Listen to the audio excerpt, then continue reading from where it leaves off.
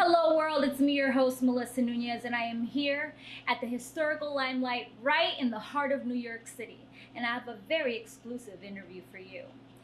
For all you music lovers, get ready for this. I am here with the one and only, the godfather of American rave culture, yes, the legend himself, Frankie Bones.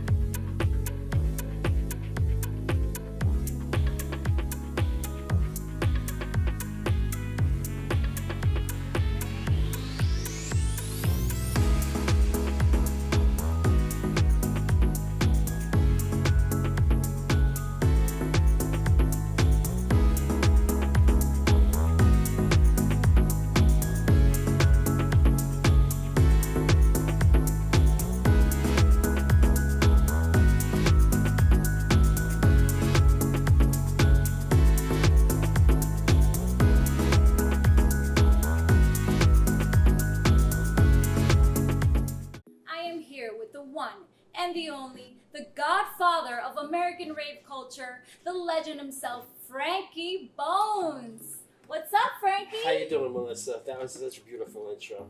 Glad to be here. We made it. We were planning on doing this for a while, and now we're here, so let's just get into it. Awesome, and we're here in the Limelight. Limelight, wow. When's the last time I was in the Limelight? Wow, it's been a long time. Are you feeling nostalgic? Yeah, it's weird. New York City is very surreal right now with this pandemic going on. It's kind of like I'm in a dream. I'm floating around, and boom, now I'm in the Limelight. It brings back crazy memories because that's where it all began, really, you know.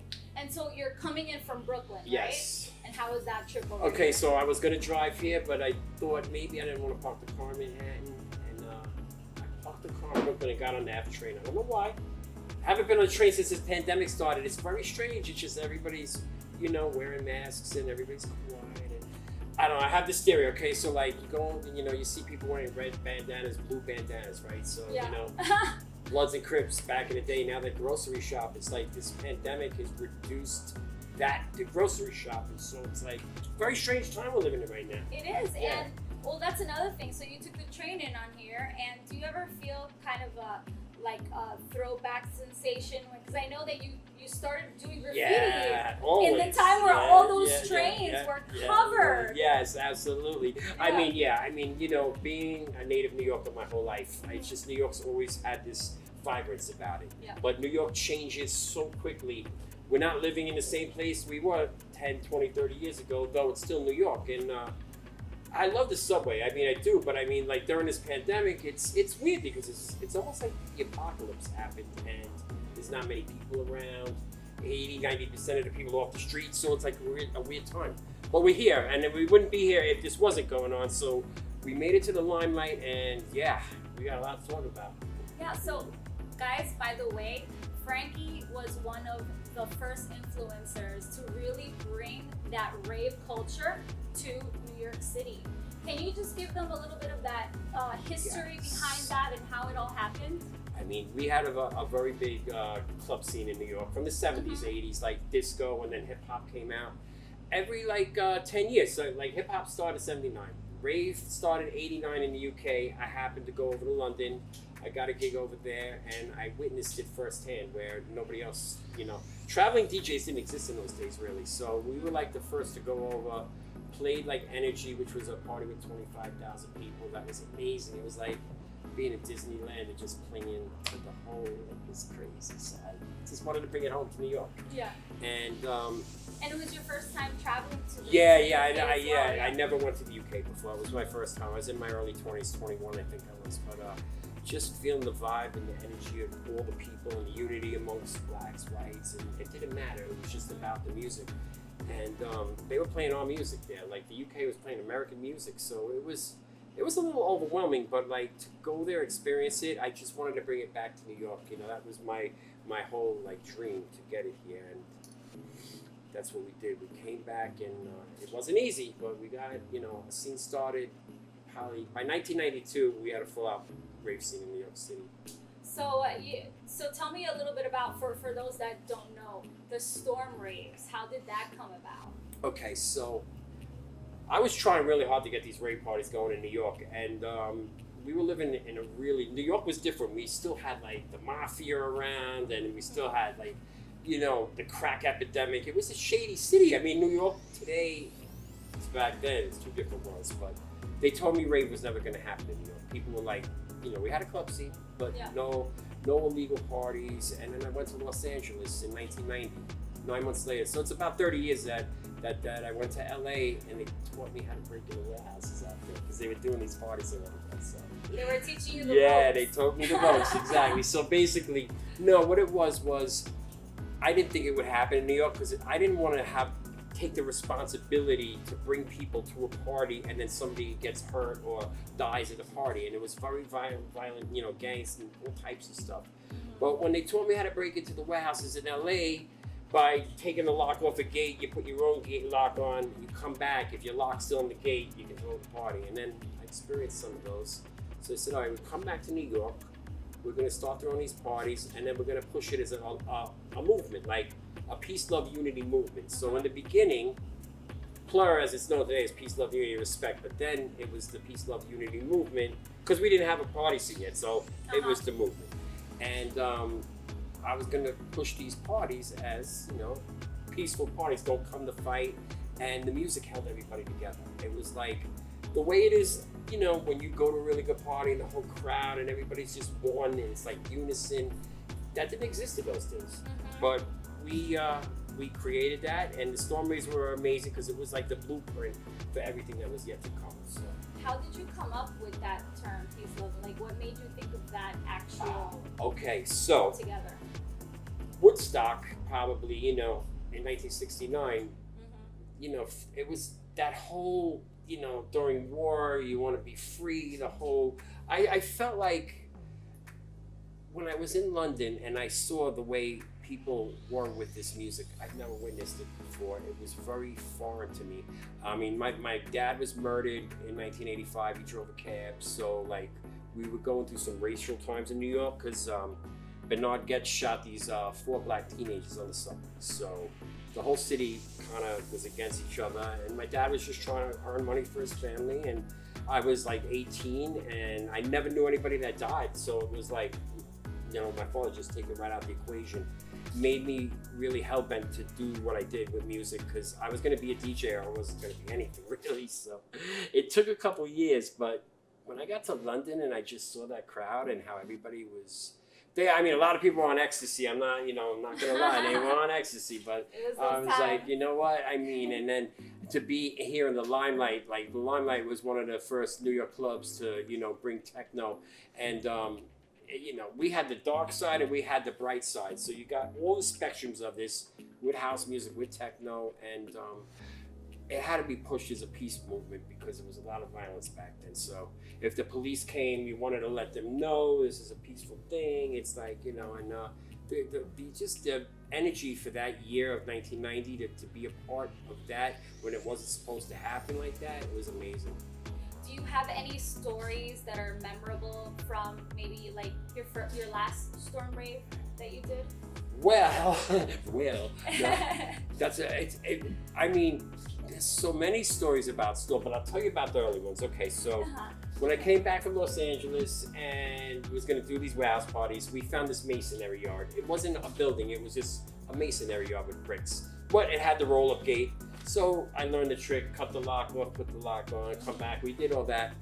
Now we had the space. We made flyers up, just like any party. Just gonna put people in a masonry yard, set up a sound system. We made the DJ booth out of bricks. I actually took the bricks and just made a DJ booth, and then our roadmap to let people know where to come. I had a record store, Groove Records in Brooklyn. So basically, you would come to the store, you would pay the money for the ticket, we give you the map, and we see you tonight. So you basically had to build everything yourself. Yo, it was so DIY. It's Yes, not a club, yes, so you yeah. have to build everything. So DIY, it's ridiculous. Like, and we were like helping to do it. So I mean, it was fun. But like, what we did was, we had to wheel the system, all the equipment down railroad tracks. So we stole this train cart from the subway, tool cart, and load it up on these freight tracks, bring all the speakers on it, and then push it down the tracks like about a half a mile to where this masonry is. Sounds dangerous. And no, it wasn't really dangerous, but it was just kind of like, what happened is we didn't want police to break up the party, is really what it is. So we wanted people to get there and be happy and not get raided. And the cops came, but they didn't get in. So I mean, we went to like 9 in the morning, but there was only like 200 people there. It wasn't a big, huge storm rave.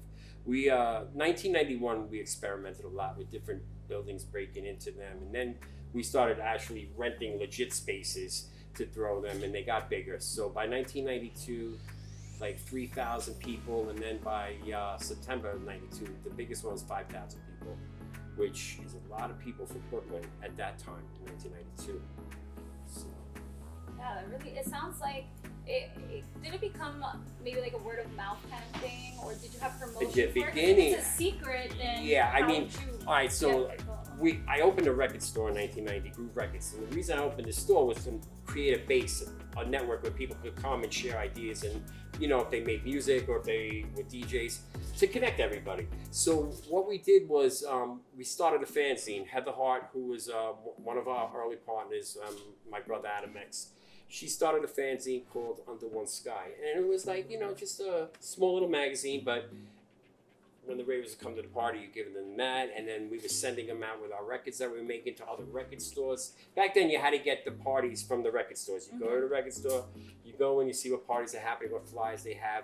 I mean, there was no internet back then, so you think about doing this before the internet existed. It was like no Instagram, no Facebook. I mean, it seems like, how would you do? That's like saying we didn't have electricity, like what do you do when there was no electricity?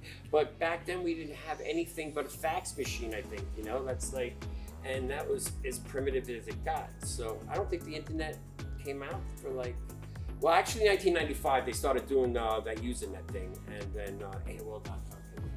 I don't know. No. We would make the flyers out, and you'd have to guerrilla promote. You'd have to make the flyers, and you'd have to go to schools, colleges, the mall. And then I was giving out a lot of mixtapes. I would make them, and I would hand them out to people in cars that were listening to, like dance music. And then I had a radio show on when I went to college, Kingsborough Community College. B91 had a radio station. Thursday night, they gave me 2 hours, so I called the show Techno Thursdays. And the show got really big. It didn't go for far into maybe 5 miles into the neighborhood, but people religiously listened to it, and then we would promote the parties, and they'd show up Saturday night. So they just doubled in size from the first one at 15 people, the second 30, the second 60, and then doubled all the way to 5,000 people. And then everybody just started raving. It was, 1992 definitely was a good year. Yeah. Yeah, really good year. I was 1 year old. Well, you were here. You were still here. I was in spirit. Yeah. I mean, the good thing about rave is that I don't, it doesn't, I mean, in America, everybody has, but I think that, it kept me young. This thing kept me young. I mean, I feel like I'm 30 years old. I don't feel, Well, something that I was saying is, even for example, disco, right? Disco is primarily from the 70s, but Right. we still find it in house music today. Absolutely, 100%. I mean, disco is definitely a root element of house music, and it's basically the same thing. The only difference between disco and house was disco, you had to get the band together. The guy had to come with the tambourine player. We got to give Joe the tambourine player $50 just to go like this, and at the end, it's like a full orchestra. You have 40 people playing on the one song. Where in the 80s, the Rolling drum machines came out, and that's why it's house music, because you bought the drum machine, you bought the percussion machine, and you could do it all by yourself. So pretty much the same thing, but what you needed 40 people to do in the studio, now you can do in your bedroom. And the house scene came out of. It's funny because in Chicago they had that disco demolition, right? Yeah. July 12th, 1979. You come with your disco records, and they were going to blow them up in between the two games. It was a doubleheader. So in the middle of the games, they blow the disco records up. A riot breaks out. They had to close down the stadium. Some radio station did that. Bring your disco records, blow them up because disco sucks. And I think that's what. I remember when that happened. I wasn't there. No, but you remember the story. Yeah. It was amazing. I mean, when you look at it, you just got to look up disco demolition, right? Yeah. And some crazy Howard Stern type dude from, I don't even know the guy's name because he's not born, but he effectively killed disco. I do remember disco dying, okay? It was like 79 going into 1980, you're going into a new millennium. Not millennium, a new decade, 80 to 90. I said millennium, that's bad. So I remember the Village People did a song they did a movie that kind of like really ruined disco. Like the Village People, I'm not blaming them for killing it, but like 1980, but what happened was hip hop was coming up under disco. And if anybody goes back in hip hop, the foundation of the music was disco that they use, or funk. So we were able to climb out of disco, go into hip hop, and then, the electro thing started around 82, 83. So you had your jam on it, let the music play, and then the freestyle thing came later. But I mean, if you were around in that era, like 1982 was so brilliant in New York because you had breakdancing, you had graffiti, and then you had this music, like this electronic music that was being created by these drum machines that nobody knew what they were at the time. And Planet Rock came out, and that song for that summer of '82, every radio playing Planet Rock, and it started a revolution. Yeah, just hit me. Just taste the funk and hit me. Just get on down and hit me. Bambaataa's getting so funky now, hit me. Yeah, just hit me. To me, that was techno to us before it was techno. So, and man, I mean, even the shirt I'm wearing, the Funhouse, the legendary club, for Show me the shirt. Yeah, I mean, the Funhouse. It looks really cool. So, in the back, Funhouse. So yeah, I mean, that club, that's where Madonna, Jelly Bean was the DJ, and Madonna was his girlfriend, and you'd see them, and just you're in a funhouse. It was like being in a funhouse, and the music was just so awesome. Well, Frankie, so when you were a kid, you said you started very young and you began music, Yeah, right? because my parents were always Officially. into music. Yes, absolutely. So what inspired you to want to take on that? I mean, just like my dad collected records, and he always played records, and I liked vinyl from when I was a little kid. So I mean, I'm always playing vinyl, and I used to talk on the microphone, like, with my Fisher Price set, make believe I was like on the radio announcing songs. I didn't know about mixing yet because it was really young, and I didn't know really. Back then, DJs were like Wolfman Jack or like, guys you hear on the radio. As I got a little older, the roller skating thing. Roller skating was really big in the late 70s. So the Roxy opened up in Manhattan, I guess around 79, 80. I got a chance to go there before they it was closed. a great space. I might have been 12 when I first went there, but the roller skating thing gave me kind of the club experience without it being a club. So I might have had a 5 or 10 year, advance on what I would have learned only because, if it was 21 and over, it was 18 and over then, but 21 and over, I'm doing this at 12 or 13. And then when I saw a DJ mix 2 records for the first time, it was like, wow, that was amazing. And, I was growing up like right when this was all happening, like Grandmaster Flash, then the graffiti thing got really big. And I mean, New York was such a mega, an epicenter for the music from the disco era on, from the 70s, 80s. Every 10 years, something else would happen. And just we progress on, you know. So, Well, Frankie, before we do go, how about you come take a walk with me and we can go and check out all the rooms? it would be my pleasure. I'm afraid, but we're gonna see some things. So yes, let's do that. I'm down. Awesome. So let's go.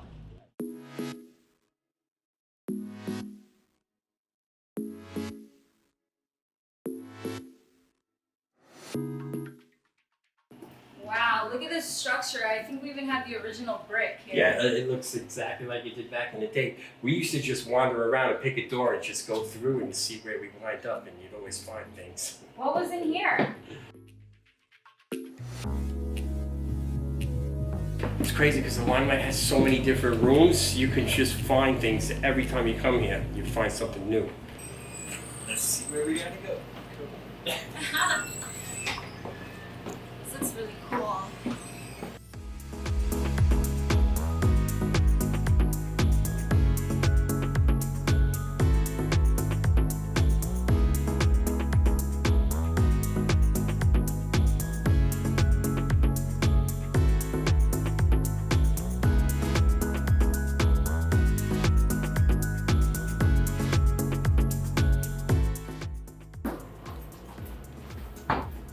Wow, this is pretty cool, huh?